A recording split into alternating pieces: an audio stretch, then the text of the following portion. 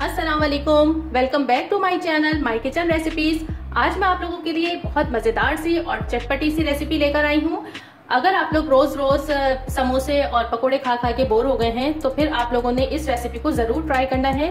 इसको बनाइएगा, बिल्कुल डिफरेंट है। तो आइए इसे बनाना शुरू करते हैं।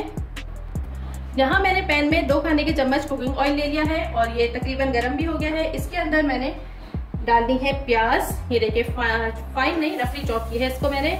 और ये छोटी प्याज है, इसको लाइट सा सॉटे करना है। चैनल पर नए आए हैं तो चैनल को सब्सक्राइब कर लीजिए। वीडियो पसंद आए तो लाइक जरूर करना है और कमेंट करके भी जरूर बताया कीजिए कि आपको रेसिपीज कैसी लगती हैं। Thank you. प्याज सॉटे हो गई है। अच्छा, यहाँ पे अब मैं चूल्हा बंद कर रही हूँ और अब मैं इसमें ऐड कर रही हूँ। मैंने 4 मीडियम साइज के आलू लिए थे, उसे इस तरह से हमें इसके अंदर डाल देना है और इसमें चंक्स भी रहने चाहिए, बिल्कुल मैश ना हो। ये 4 आलू मैंने लिए हैं और ये इसमें इस तरह से कर करके हमें डाल देना है। यहाँ पर मैंने चूल्हा ऑन कर दिया है और फ्लेम बिल्कुल लो रखा है। अच्छा, अब इसके अंदर सबसे पहले तो जाएगा नमक। नमक आपने हस्बे जरूरत इसमें ऐड करना है। 1/2 टीस्पून मैंने इसमें नमक ऐड किया है। 1/2 टीस्पून कश्मीरी लाल मिर्चें, इससे कलर बहुत अच्छा आएगा और तेजी भी नहीं रहेगी। चाट मसाला जाएगा 1/2 टीस्पून, इससे चटपटा सा फ्लेवर आएगा। और लास्ट में इसमें जाएगा गरम मसाला 1/2 टीस्पून और यहाँ थोड़ी सी हल्दी भी मैं इसमें ऐड कर रही हूँ। देखिए बिल्कुल चमचे की नोक पर मैंने इसमें हल्दी ऐड की है और इसको अच्छे तरीके से मिक्स करेंगे। हमें बेसिकली जो इसका पानी है आलूओं का, उसको सुखाना है। आलूओं के अंदर बिल्कुल भी मॉइस्चर नहीं रहना चाहिए। इसे बहुत अच्छे तरीके से मिक्स करेंगे। यहाँ पर मुझे तकरीबन 2 मिनट हो गए हैं और बहुत अच्छे से ये जो है भरता फ्राई हो गया है। इस तरह से आपने चम्मच को ना इस तरह से मार मार के जो बड़े बड़े चंक्स हैं उन्हें तोड़ना है इस तरह से। देखिए बहुत बड़े चंक्स नहीं होने चाहिए, ठीक है। अब लास्ट में मैं इसमें ऐड कर रही हूँ, ये मेरे पास हरा धनिया है और इसी के अंदर मैंने 1 हरी मिर्च भी काट के डाली है। और बस अब मैं फ्लेम बंद कर रही हूँ और इसे ठंडा करने के लिए रख दूंगी। यहाँ पे मैंने 6 अंडे लिए हैं जिन्हें बीच से लंबा लंबा इस तरह से कट कर लिया है। बीच से 2 टुकड़े कर लिए हैं इसके। यहाँ अंडे के अंदर एक ही है। यहाँ पे नमक ऐड कर रही हूँ, बस थोड़ा सा डाल रही हूँ, इसे फेंट लेंगे।